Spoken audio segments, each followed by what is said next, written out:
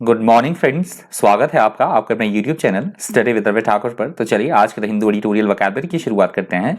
Vocabulary के PDF के लिए आप मुझसे टेलीग्राम ग्रुप पे जुड़ सकते हैं और टेलीग्राम ग्रुप का लिंक मैं इसी वीडियो के डिस्क्रिप्शन बॉक्स में भी डाल दूंगा। तो आप इसी वीडियो के डिस्क्रिप्शन बॉक्स में जाकर टेलीग्राम ग्रुप के लिंक को एक्सेस कर पाएंगे। तो चलिए शुरुआत करते हैं वोकैबुलरी की। आज का जो पहला एडिटोरियल दिया गया था हिंदू का, उसका हेडिंग है living the past behind on Afghanistan. तो ये पहला जो एडिटोरियल दिया गया इंटरनेशनली इंपॉर्टेंस रखता है। एडिटोरियल बहुत ज़्यादा इंपॉर्टेंट एडिटोरियल है, अफगानिस्तान के बारे में दिया गया है, क्योंकि अभी जो अमेरिका के ट्रूप्स, जो अमेरिका के सैनिक थे वहाँ पे अभी वो हटना शुरू हो गए हैं अफगानिस्तान से। तो वहाँ पे जो तालिबान की है वो इन्फ्लुएंस जो बढ़ जाएगा तालिबान का। तो इसके बारे में कही कही बातें कि जो पड़ोसी जो देश है उन्हें सोचना चाहिए इस बारे में थोड़ा सा, क्योंकि अगर तालिबान का इन्फ्लुएंस थोड़ा सा बढ़ा तो आतंकवादी जो गतिविधियां हैं उसको थोड़ा बढ़ावा मिला, काफ़ी ज़्यादा बढ़ावा मिलेगा, क्योंकि वो धीरे धीरे इसकी जो टेरिटरी है इसके कुछ एक हिस्सों को जो कब्जा कर रहा है, अफगानिस्तान के काफ़ी हिस्सों को पर कब्जा कर लिया है और करता रहेगा तालिबान इस तरह से। तो ये बातें कही गई हैं, इंपॉर्टेंट एडिटोरियल है, इसको जरूर करके आप पढ़िएगा। तो चलिए शुरुआत करते हैं पहले वर्ड से। आज का जो पहला वर्ड है वो है सेलियंस। सेलियंस वर्ड यहाँ पे नाउन की तरह यूज हुआ है। सेलियंस का मतलब होता है किसी भी बात में, किसी भी चीज में कोई खासियत होना, कोई विशेषता, उसकी खास फीचर्स, प्रमुखता या खासियत, उसे बोला जाता है सेलियंस। द सेलियंट, देखिए एक वर्ड और भी है सेलियंट, मैंने एग्जांपल सेलियंट से लिया है, एक ही बात है salience. The salient points or facts of a situation are the most important ones. Synonyms आप देख सकते हैं prominent, important, conspicuous और noticeable. Prominent, important, conspicuous और noticeable. Antonyms है inconspicuous, unimportant, normal और unremarkable. इनकॉन्स्पिक्यूअस, अनइम्पॉर्टेंट, नॉर्मल और unremarkable, इसके एंटोनिम्स हैं सेलियंस वर्ड के। एग्जाम्पल आप देख सकते हैं, he read the salient facts quickly, कि उसने एकदम से क्या किया, जो मुख्य मुख्य से बिंदु थे, मुख्य मुख्य जो पॉइंट थे, फैक्ट्स थे, उसने जल्दी जल्दी वो पढ़ लिए। अगला हमारा शब्द है डिक्राइड। डिक्राइड वर्ड यहाँ पे वर्ब की तरह यूज हुआ है। डिक्राइड का मतलब होता है किसी की घोर आलोचना करना, निंदा करना, किसी के ऊपर किसी तरह का कोई दोषारोपण करना, बदनाम करना किसी को, उसे बोला जाएगा decried. If someone decries an idea और action they criticise it strongly. Synonyms आप देख सकते हैं condemned, derogated, disparaged, criticised. Condemned, derogated, disparaged और क्रिटिसाइज्ड। एंटोनिम्स देख लीजिए, अप्रिशिएटेड, प्रेज्ड, ब्लीच्ड और लॉडेड। अप्रिशिएटेड, प्रेज्ड, ब्लीच्ड और लॉडेड, इसके एंटोनिम्स हैं डिक्राइड वर्ड के। एग्जाम्पल आप दे सकते हैं, he is impatient with those who decry the plan, कि उसने, किसी व्यक्ति ने किसी तरह का कोई योजना बनाई, प्लान बनाया, और उसकी निंदा होने पर, उसके द्वारा प्लान जो उसने बनाई थी योजना, उसकी निंदा किए जाने पर वह इम्पेशेंट हो उठा, अधीर वो हो उठा। अगला हमारा शब्द है कॉन्फ्रंट। कॉन्फ्रंट वर्ड यहाँ पे वर्ब की तरह यूज हुआ है। कॉन्फ्रंट का मतलब होता है किसी चीज के साथ आमना सामना करना, मुकाबला करना, जूझना, किसी चीज के साथ लड़ना, उसको बोला जाएगा confront. If you are confronted with a problem, task और difficulty, you have to deal with it. Synonyms आप देख सकते हैं, फेस, टेकल, मीट और चैलेंज। एंटोनिम्स है अवॉइड, अबंडन, फियर और सर्कमवेंट। एग्जाम्पल देख लीजिए, she was confronted with severe money problems, कि वो किस तरह से सामना कर रही है, मतलब बहुत ज्यादा गंभीर जो मनी प्रॉब्लम्स है, फाइनेंस की जो समस्या, पैसे की दिक्कत का वो सामना कर रही है, उससे वो जूझ रही है। अगला हमारा शब्द है अर्नेस्ट। अर्नेस्ट वर्ड यहाँ पे नाउन की तरह यूज हुआ। अर्नेस्ट का जो एडिटोरियल में यूज हुआ है वो है गंभीर की सेंस में, गंभीर होना, एकदम कोई गंभीर स्थिति, ऐसा कोई चीज होना, स्थिति, उसे बोला गया है अर्नेस्ट। इसका यूज हम जोशीले की सेंस में और उत्साही की सेंस में भी कर सकते हैं। If something is done or happens in earnest, it happens to a much greater extent and more seriously than before, is called earnest. Synonyms आप देख लीजिए, सीरियस, सिंसियर, ईगर और एंथुजियास्टिक। सीरियस, सिंसियर, ईगर और enthusiastic. Earnest के antonyms और example देख सकते हैं आप। अर्नेस्ट के एंटोनिम है अनकंसर्न्ड, इनसिंसियर, डिस्पैशनेट और अनऑर्गेनाइज्ड। अनकंसर्न्ड, इनसिंसियर, डिस्पैशनेट और अनऑर्गेनाइज्ड, इसके एंटोनिम्स है अर्नेस्ट वर्ड के। एग्जाम्पल आप देख सकते हैं, he is such an earnest young man, he never makes a joke. He is such an earnest young man that he never makes a joke, कि वो इतना मतलब गंभीर तरह का व्यक्ति है कि वो कभी भी मजाकिया मूड में नहीं होता है, कभी भी वो किसी तरह की ट्रिक्स या मजाक नहीं करता है। यहाँ से हमारा दूसरा एडिटोरियल शुरू हो रहा है, बहुत ज़्यादा इंपॉर्टेंट एडिटोरियल है। यहाँ पे एंटी ट्रैफिकिंग जो बिल है उसकी बात कही गई है एडिटोरियल में, तो ये बहुत ज़्यादा इंपॉर्टेंट ये भी एडिटोरियल है, आप इसको जरूर करके बिल्कुल जरूर करके पढ़िएगा, इसको इंपॉर्टेंट एडिटोरियल है। हेडिंग है sensitive and precise on anti trafficking bill. दूसरे एडिटोरियल से पहला वर्ड है पर्निशस। पर्निशस वर्ड यहाँ पे एडजेक्टिव की तरह यूज हुआ है। पर्निशस का मतलब होता है ऐसी कोई बात जो कि हमारे लिए नुकसानदेह हो, हानिकारक हो, दुख पहुंचाने वाली हो, दुखदायी, घातक होना, उसे बोला जाएगा pernicious. If you describe something as pernicious you mean that it is very harmful, is called pernicious. Synonyms आप देख सकते हैं, हार्मफुल, इंजurious, पेनफुल और डिस्ट्रक्टिव। हार्मफुल, इंजurious, पेनफुल और डिस्ट्रक्टिव। एंटोनिम से बेनेवोलेंट, बेनिफिशियल, हार्मलेस और हेल्पफुल। बेनेवोलेंट, बेनिफिशियल, हार्मलेस और helpful. Example देख लीजिए, there is again the pernicious influence of the modern city, कि जो भावी नगरीकरण हो रहा है, जो नए नए शहर ये बन रहे हैं, इसके क्या हो सकते हैं, हानिकारक और दुखदायक इसके परिणाम होंगे। जो कि लगातार शहरीकरण हो रहा है, नए नए शहर बन रहे हैं, इसके बिल्कुल से हानिकारक परिणाम आगे चलकर होंगे। अगला हमारा शब्द है परसेशन। परसेशन वर्ड यहाँ पे नाउन की तरह यूज हुआ है। परसेशन का मतलब होता है किसी भी चीज में प्रैक्टिकलिटी होना, यथार्थता, सुस्पष्टता या सुनिश्चितता होना, उसे बोला जाएगा precision. If you do something with precision you do it exactly as it should be done, is called precision. Synonyms आप देख सकते हैं, एक्यूरेसी, एग्जैक्टनेस, करेक्टनेस और क्लैरिटी। एक्यूरेसी, एग्जैक्टनेस, करेक्टनेस और क्लैरिटी। एंटोनिम से इनएक्यूरेसी, वेगनेस, केओस और imprecision. Inaccuracy, vagueness, chaos और इम्प्रिसिजन माफ कीजिएगा, इम्प्रिसिजन। एग्जाम्पल देख लीजिए, the plans were drawn with great precision, कि जो किसी तरह की कोई योजना है वो बिल्कुल सुस्पष्ट तरीके से बनाई गई, यथार्थता से, उसमें बिल्कुल क्लैरिटी थी, सुस्पष्टता थी, सुनिश्चितता थी उसमें, किसमें, जो योजना बनाई गई। अगला हमारा शब्द है स्लेज हैमर। ये स्लेज हैमर वैसे तो नाउन की तरह यूज होता है वर्ड, एडिटोरियल में एडजेक्टिव की तरह यूज हुआ है। स्लेज हैमर का मतलब होता है एक लंबे हत्थे वाला हथौड़ा माफ कीजिए, थोड़ा गला खराब है। स्लेज हैमर होता है एक लंबे हत्थे वाला, जो पकड़ने के लिए लंबा हत्था लगा हो जिसमें बड़ा सा हथौड़ा, उसे बोला जाता है स्लेज हैमर। एडिटोरियल में इसका यूज हुआ एडजेक्टिव की तरह, और स्लेज हैमर से मतलब लिया गया है ऐसी कोई स्थिति जो बहुत ही निर्दयी हो, एकदम शक्तिशाली हो, ताकतवर हो, उसको बोला गया है sledge hammer. A large heavy hammer with a long handle, तो मैंने लिख भी यही दिया है नाउन की तरह, पर यूज हुआ है किसी और कंटेक्स्ट में, मैंने आपको बता दिया। सिनोनिम्स आप देख सकते हैं, हैमर, स्लेज, क्रशिंग और स्लैशिंग। हैमर, स्लेज, क्रशिंग और स्लैशिंग। एंटोनिम से एटियोलेटेड, वीक एज अ बेबी और एज वीक एज कैट। एटियोलेटेड, ये एटियोलेटेड है, ध्यान रखिएगा।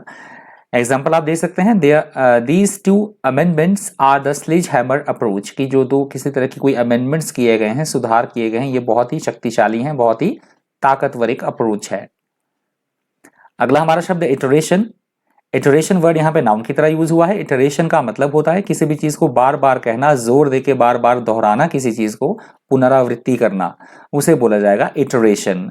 डूइंग और saying again a repeated performance is called iteration. Synonyms आप देख सकते हैं, रिपीटेशन, लूपिंग, रेटरेशन और प्रैक्टिस। रिपीटेशन, लूपिंग, रेटरेशन और प्रैक्टिस। इटरेशन के एंटोनिम्स हैं कॉन्कॉक्शन, इनोवेशन, ओरिजिनल और winds of change. Concoction, innovation, original और विंड्स ऑफ चेंज। एग्जाम्पल आप देख सकते हैं, the solution took hundreds of iterations, कि जो ये हमें हल प्राप्त हुआ है, सोल्यूशन जो हमें ये प्राप्त हुआ है, ये बहुत बार प्रयत्न करने के, मतलब बार बार प्रयत्न करना पड़ा, हंड्रेड्स टाइम, तो उसके बाद ये जो हमें हल मिला है, सोल्यूशन मिला है, ये प्राप्त हुआ है। अगला हमारा शब्द है मिएंडर।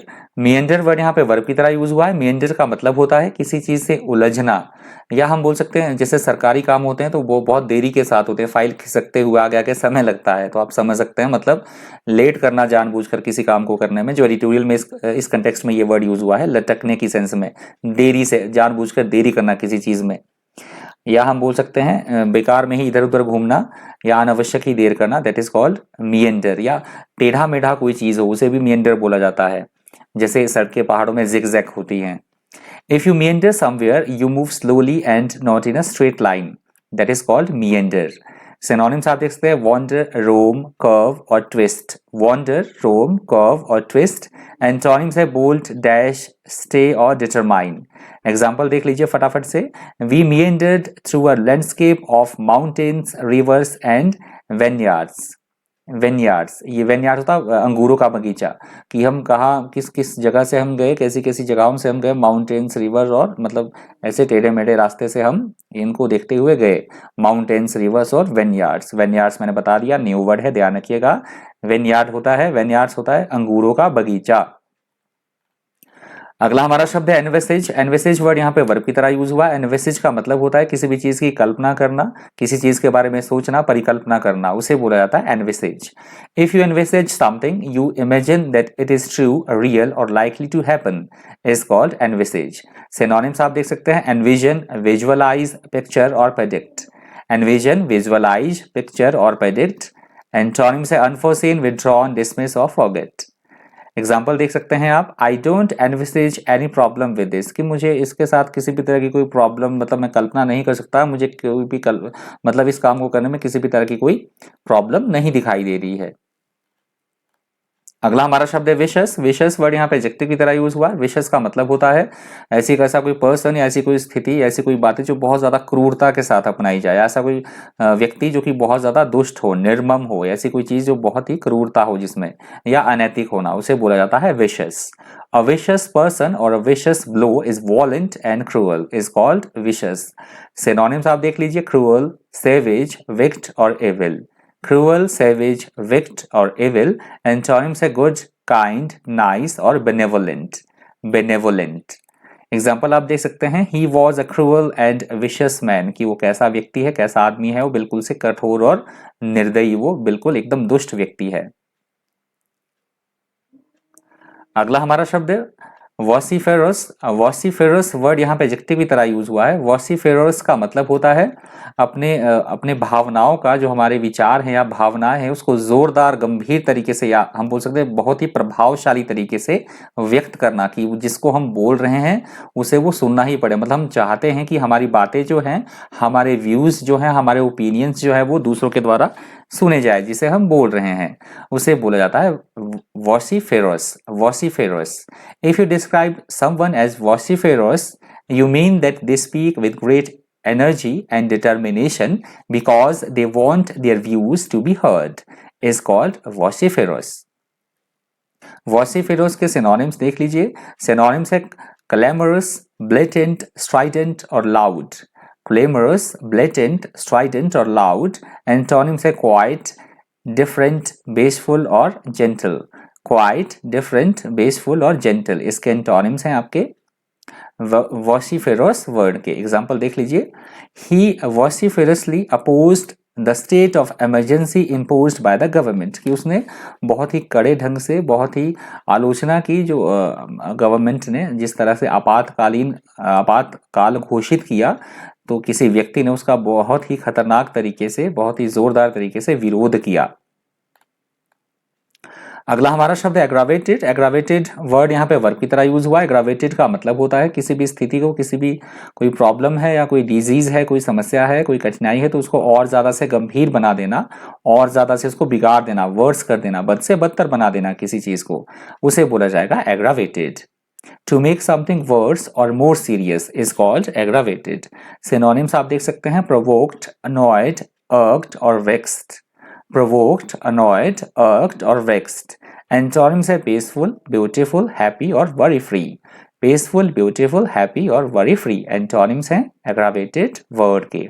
एग्जाम्पल आप देख सकते हैं, he was gelled for aggravated assault, कि उसने बहुत ज़्यादा तीखा जो हमला किया, इस तरह का कोई अत्याचार किया, बहुत ज़्यादा भीषण जो अत्याचार था, उसके लिए उसे क्या कर दिया गया, जेल डाल दिया गया, कैद कर लिया गया जेल में।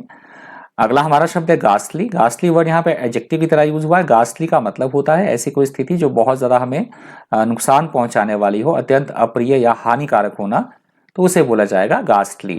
If you describe someone or something as ghastly, you mean that you are find them very unpleasant or shocking.